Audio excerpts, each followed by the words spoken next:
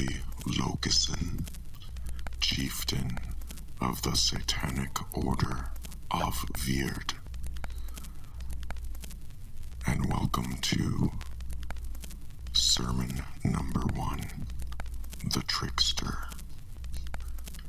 The following sermon should be regarded as a general concept, one that works for better or worse, the latter being a misleading precursor, more often than not, to a more positive result.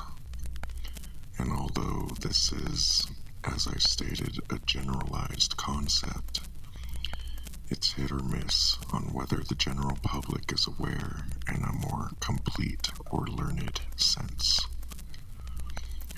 Our primary focus tonight is the Trickster, a timeless creation, picaresque in nature, inhabiting world literature and occupying countless cultures and their folkloric tales, untraceable to a singular origin. Addressing this subject is imperative, especially for those who aspire to gain a better understanding of the gods of the old world, and in our case, to those who favor Loki and seek more fulfillment, insight, and or kinship from Loki alone, or generally just want a better understanding of the Norse Pantheon's inner functionality.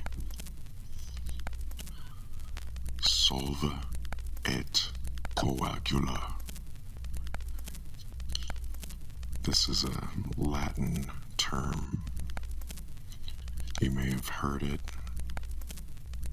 For those of you who practice or study Satanism, you've seen these words inscribed on the forearms of the occult, esoteric, commonly satanic deity Baphomet, and translates to dissolve and coagulate, or separate and join together. This expression covers a broad spectrum, but is commonly attributed to the concept that something must be destroyed before it can be improved, fixed, rebuilt, or created.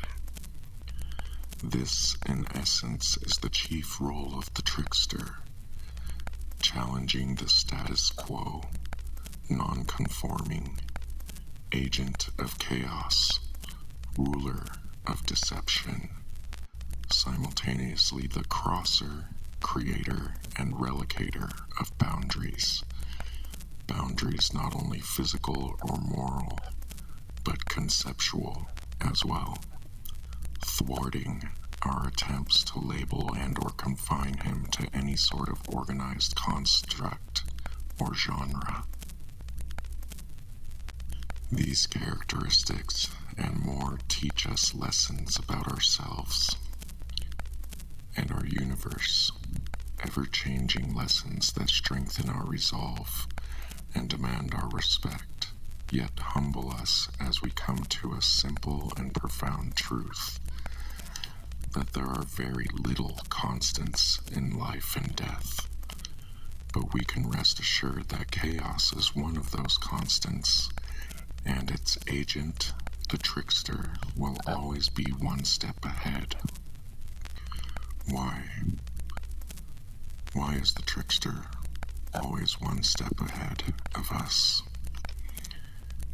It's because of our weaknesses, individually and or collectively. Weaknesses that many will perceive as strengths, or are simply ignorant to either altogether. Weaknesses such as pride, which can often lead to the misled conformist mindset, resulting in an ignorant and arrogant imperative toward a version of progressive change, new concepts, and or ideas. It can also result in one's preconceived structural assumption that mankind has an essential moral makeup at its foundation. This is incorrect. Weaknesses such as fear, which can cause one to flee from any foreign or alien situation, or to act out in negative, offensive ways, thus inhibiting themselves from otherwise fruitful rewards. Because of, but not limited to, the aforementioned, we often learn the truth, but don't believe it. And we also believe in internal lies and external lies as truths, deceiving ourselves and being deceived by others. As a result, the manifestation of the trickster can be that of the unconscious mind, an autonomous, ethereal entity without any sort of material substantiality or mass. And these weaknesses exposed to the trickster, as I said prior, can be a precursor to positive results, as the intangible trickster is a primal and necessary player in our growth, making us smarter, stronger, more mature, and complete. The trickster is therefore an agent fighting for the greater good as well. Even though on the surface will appear insatiable, self-serving, cruel, cynical, relentless, animalistic, and childish, spreading mischief, and so on. Another important and ultimately positive attribute of the trickster: laughter. The trickster will often bring with him humility, cleverness, suffering, often regarded or perceived as humorous, resulting in laughter.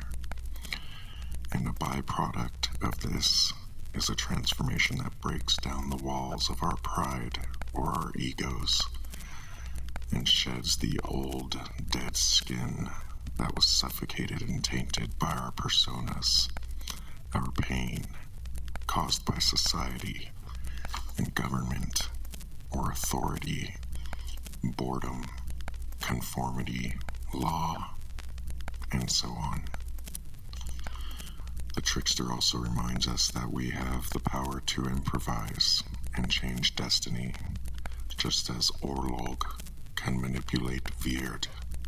We can alter our fates. He reminds us that mistakes are positive, often being funny, bearing laughter, teaching lessons, and shaping us, helping us to realize our true selves. And he reminds us of how important these seemingly negative but ultimately endearing qualities truly are in revitalizing our own more important qualities, like playfulness, creativity, strength to reprioritize our core values, awakening foresight to navigate through obstacles, evolving us mentally and emotionally, adaptation at its finest.